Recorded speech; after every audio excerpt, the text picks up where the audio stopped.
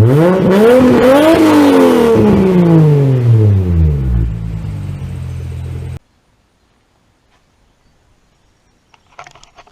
morning, guys.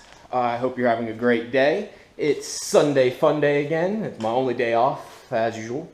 Going to pick up Mike Boker right now, go meet up with my buddy Matt, and I get to test drive a GTR today. So I'm fucking pumped right now. It's been quite some time since I even got to sit in one and drive one, so I'm pretty excited. I believe Matt's is a 2014 stock for the most part, but I'm looking forward to giving it a drive and see what the new model is all about. So I hope you guys are enjoying your day. I'm about to go get Mike. Let's do it.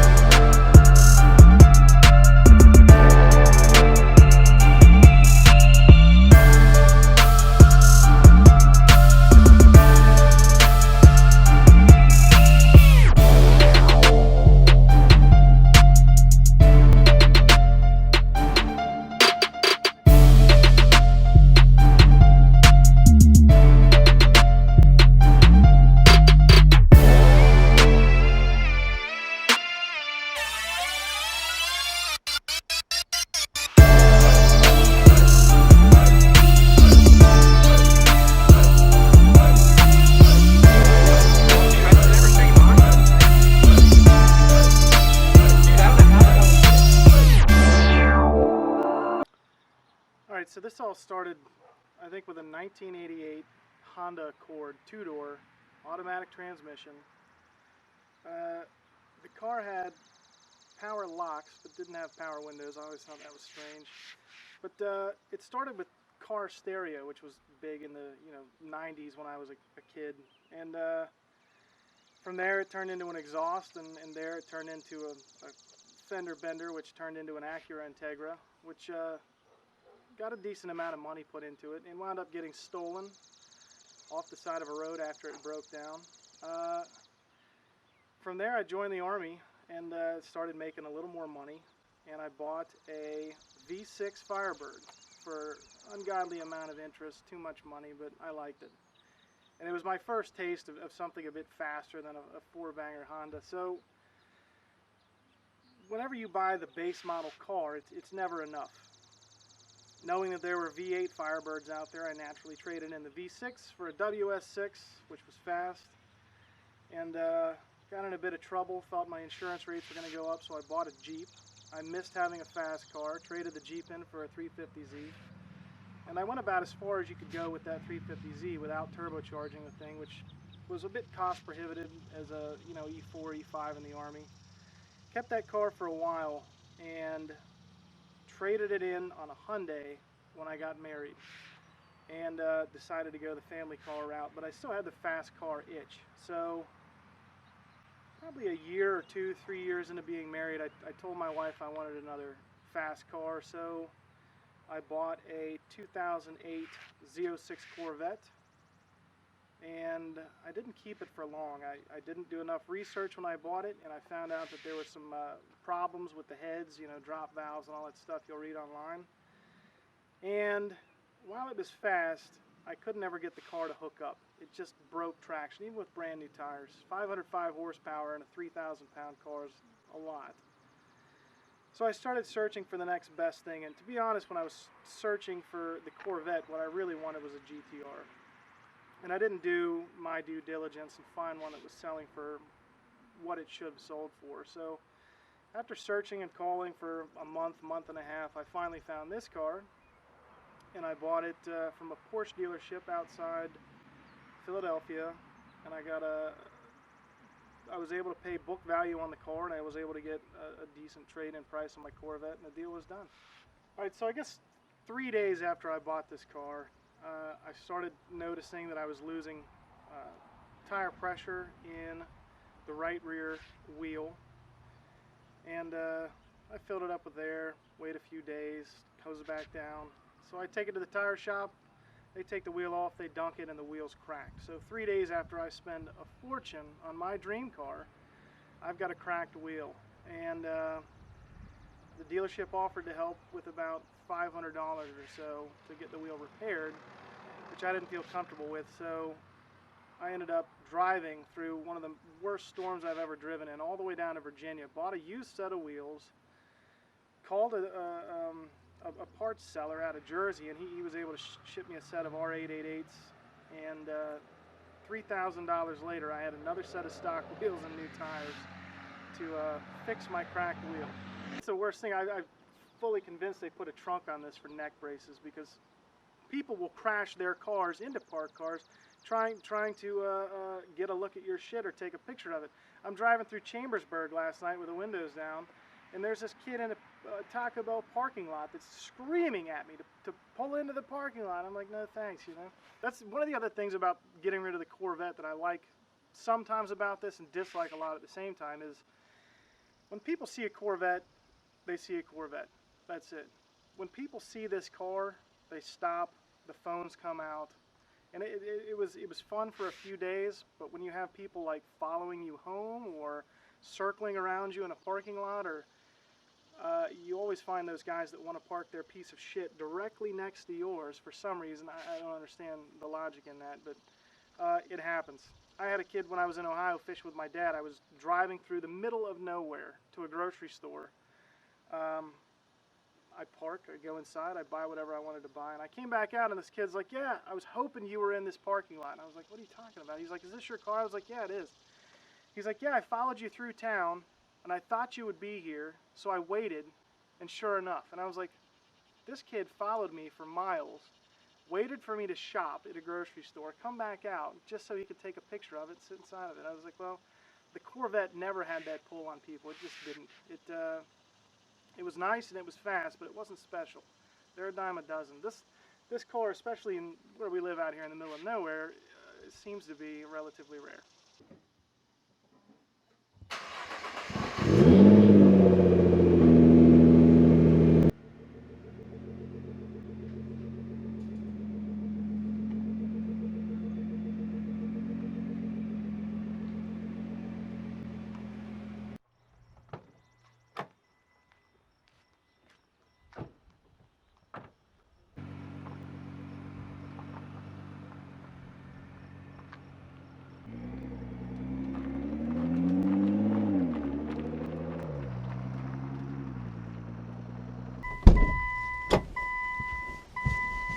It'd be awesome if I close my door all the way.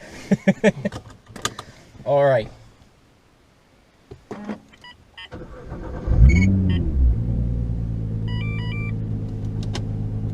All right.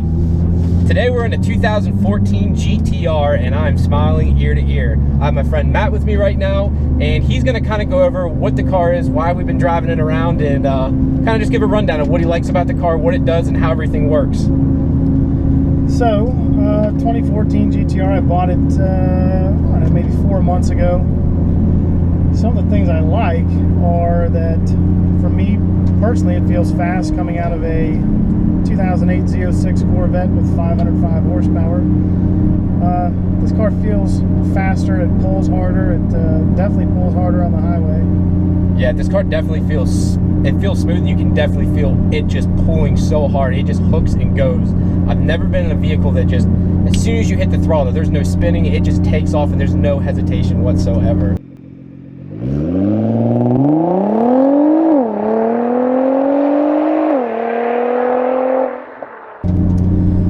Yeah, the old Corvette would definitely do a burnout if you floored it. This thing's like a rocket ship. The tires are nice and sticky. They're awful noisy, which is a trade-off, but one I was willing to make. Yeah, I mean, even though with the loud tires on the car right now, the R35s make up for that fact as being how sticky they are and how much you can take off. You mean you're never going to have to worry about ever losing traction unless maybe rain. I'm not sure how it is driving in the rain, if that affects it in any shape, way, or form. I try not to drive in the rain. Now, how often do you get this car out? I know you say you work overseas for the most part, so how often do you get to drive the car, and is it something you'll take on long trips? I've recently road tripped this probably 3-4 400 miles, 8 hours to Ohio to go fishing with my dad. And it wasn't a bad trip. It was, I guess, more fun than driving a Honda or something that far. But the road noise got a bit annoying. But when I'm home, I drive it on most nice days. When I'm gone, my wife Jordan basically owns the car. She's stolen it from me, and she drives the car probably daily. I mean, it's outside of being a fast car or a supercar, whatever you want to call it, she'll drive the thing to Walmart. She'll drive it, anywhere. Yeah, and that's coming from, didn't your wife say that she wasn't too into the car when you were first looking at them? She didn't think they're all that great, and now she's driving it all the time. Yeah, she wasn't a fan. I hoped that when I bought it, she would take a liking to it, and that grew a lot faster and a lot harder than I thought it would, to the point where she tells me it's not mine anymore, and I have to ask permission to drive it now. So now she's taking over, and you're kind of shunned to the side. It's funny how that works, isn't it? Yeah, she's actually got me back out looking for another project car. Something that'll be mine. Now, is there anything about the car that bothers you besides the tires? I know you said they're a little loud, but they make up for that in the grip. Is there anything about the car that you don't like or that kind of bothers you and you wish could have fixed? Maybe it's something from Nissan that bothers you, or something cosmetic, or something internally that you don't like about the vehicle as it sits? Now, there's a few things that kind of drive me nuts. There's the beeping when you put it in reverse.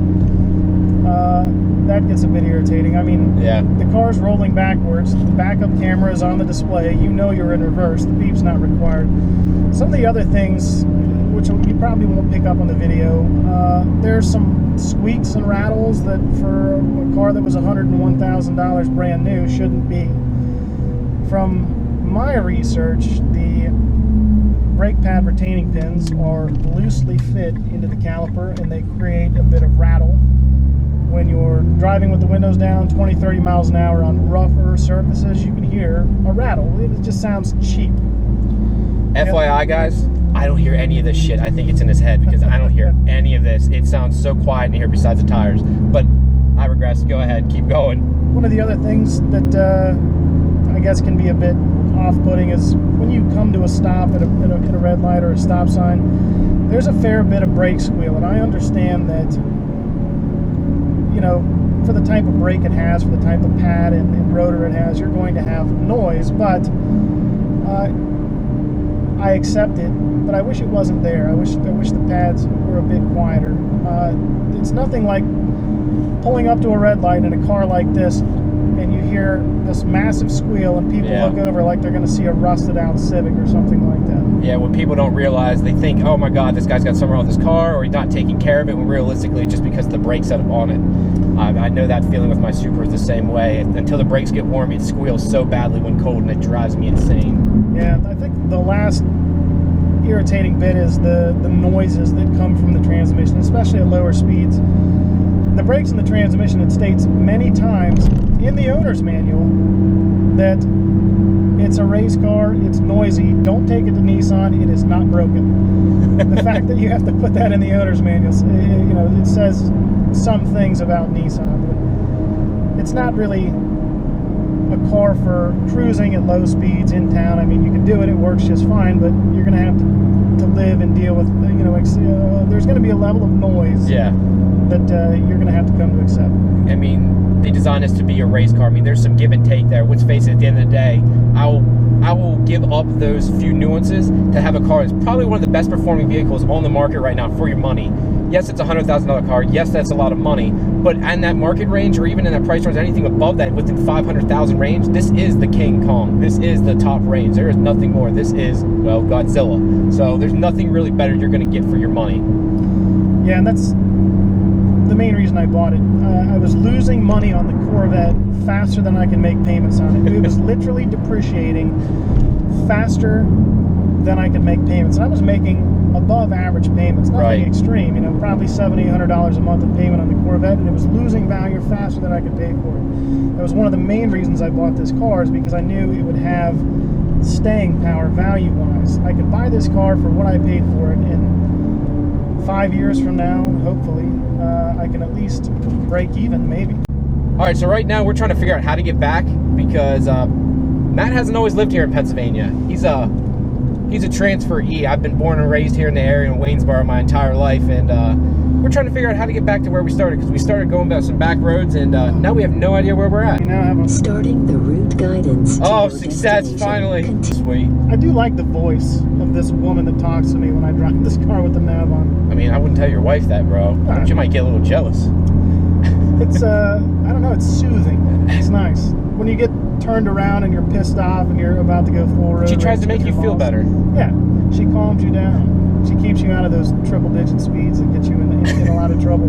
That was some of the things I appreciated about this over the Corvette. Is the Corvette was, I mean, for an 08, it had 7,000 miles on it, but it was extremely dated. The factory radio didn't have Bluetooth. I mean, yeah, and in today's day and age, it's a quarter of a mile, left turn onto Ragnar Road. Why, thank you. Yeah, take us out of the farmland here.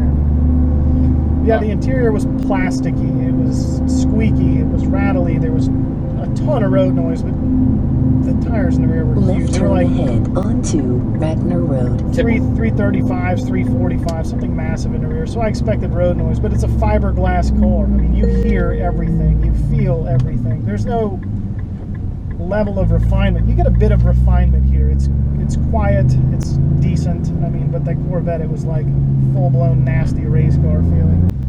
All right, let's see how she does from a dead stop. No launch, because I am not breaking a $100,000 car, so let's see how she does. P.S. We've just arrived in Mexico. Holy shit. Oh. Alrighty, and we're out of road. Quarter of a mile. Shit. Left turn. When I had the Audi, I used to drive this stretch of road here in Mexico to log. Yes, Mexico. To data log for the tuner, because this was nice and straight and had a relatively medium-high speed limit to start with. All right, we're on the main road, so.